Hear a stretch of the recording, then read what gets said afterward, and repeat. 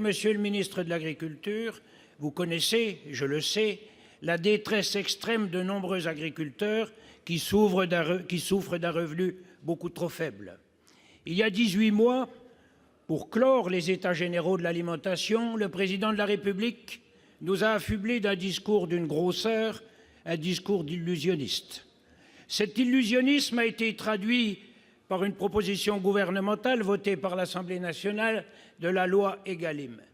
Je sais, monsieur le ministre, parce que j'ai beaucoup d'estime pour vous, que dans le fond de vous-même, vous savez que cette loi ne résoudra rien au niveau du revenu agricole. Et comme nous avons encore une certaine confiance en vous, pouvez-vous nous dire comment vous allez empoigner à bras-le-corps véritablement le problème du revenu des agriculteurs? Pour vous répondre, la parole est à monsieur le ministre de l'Agriculture.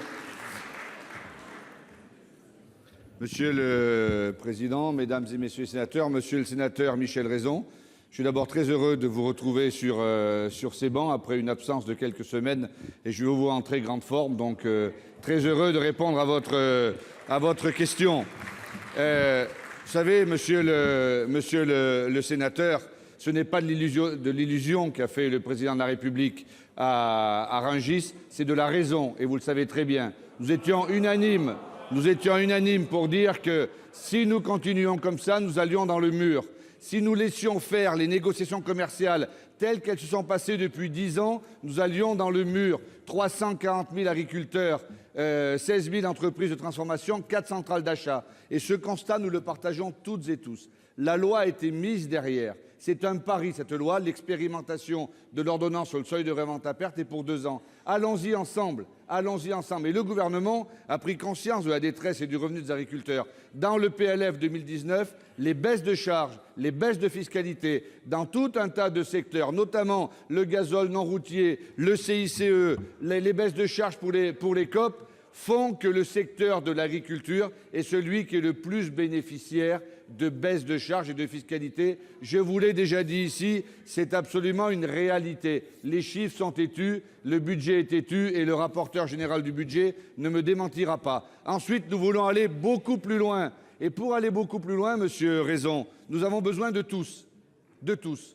Vous, comme ceux de la majorité, vous aimez les agriculteurs. Vous en étiez un. Vous voulez que les choses réussissent. Alors, monsieur Raison, aidez-nous à ce qu'elles réussissent. Aidez-nous à convaincre l'ensemble des acteurs de la chaîne que ce que nous avons mis en place doit marcher. Parce que si ça ne marche pas, c'est peut-être la dernière station avant le désert. Et c'est la raison pour laquelle il n'est pas temps de tergiverser, il n'est pas temps de se dire il aurait fallu faire ceci ou faire cela. Nous avons les outils, nous allons les mettre ensemble. Je vais mettre toute ma force pour le faire et je sais que je pourrai compter sur vous, monsieur Raison. Monsieur Raison. Merci, monsieur le ministre. Je suis en effet là pour vous aider, mais surtout aider notre pays. Et vous savez que si la colère a été si forte dans notre pays, c'est l'addition de mensonge après mensonge, d'illusionnisme après illusionnisme.